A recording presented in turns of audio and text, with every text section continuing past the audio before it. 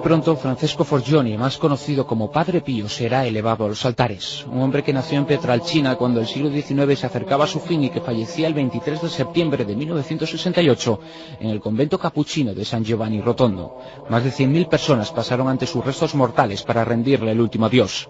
Durante aquellos días, y extrañamente, su cuerpo no manifestó signo alguno de descomposición. Era el último prodigio de un hombre que pasará a la historia por sus milagros.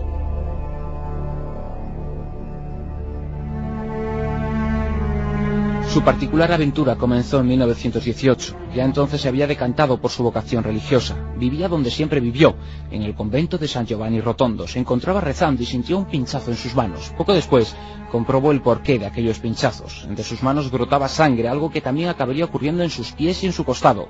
No había sufrido ningún incidente ni tenía ninguna herida que provocara la aparición repentina de aquellos brotes sanguinolientos. En realidad, sus marcas parecían emular a las que, según la tradición, sufrió Jesús en su castigo en la cruz.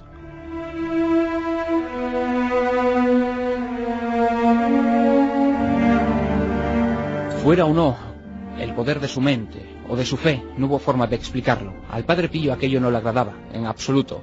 Se hizo con unos mitones y unas vendas para disimular su presencia, algo que no pudo hacer durante mucho tiempo. Las heridas jamás se le cerrarían. Poco a poco su fama traspasó fronteras y fieles de medio mundo viajaban hasta el convento para conocerle y asistir a sus misas, que se convirtieron en multitudinarias.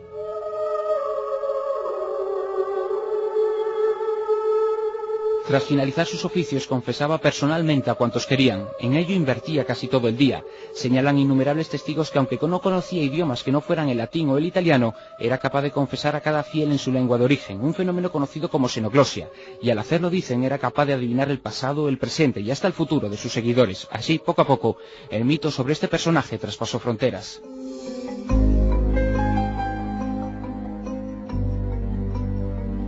Fue durante el papado de Juan XXIII cuando la Iglesia decidió hacerse cargo del enigma. Pese a ello, el monje capuchino sufrió ataques en el propio seno de su convento.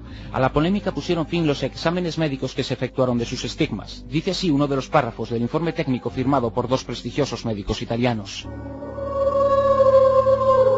Los estigmas de las manos están cubiertos por una membrana rosácea. Parecen atravesar los miembros de lado a lado. La herida del costado es una incisión neta paralela a las costillas, de unos 7 u 8 centímetros. Pierde, diariamente, un vaso de sangre.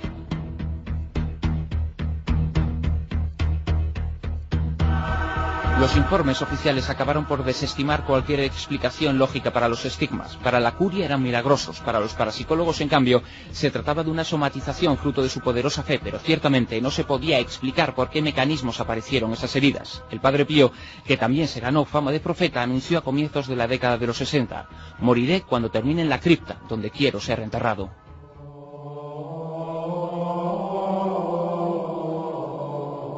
Su misa matinal del 23 de septiembre de 1968 dicen que fue espectacular. Como siempre, extrajo sus mitones y mostró los estigmas a sus fieles. Pero ese día, y tras 50 años, las heridas se cerraron. Aquella misma tarde le invitaron a ver su cripta. La habían concluido. Por la noche se retiró a su celda. Y como él mismo anunció, falleció.